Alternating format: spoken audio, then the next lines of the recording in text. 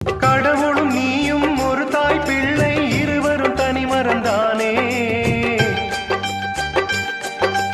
அவனுக்கும் உனக்கும் அன்னை இல்லை, அதனால் ஓரினம் தானே.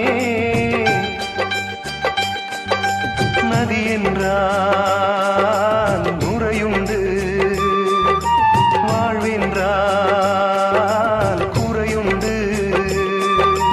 ஐப்பசி வந்தால் அடைமழை காலம், சிலராயுள் முழுதும் ஐப்பசி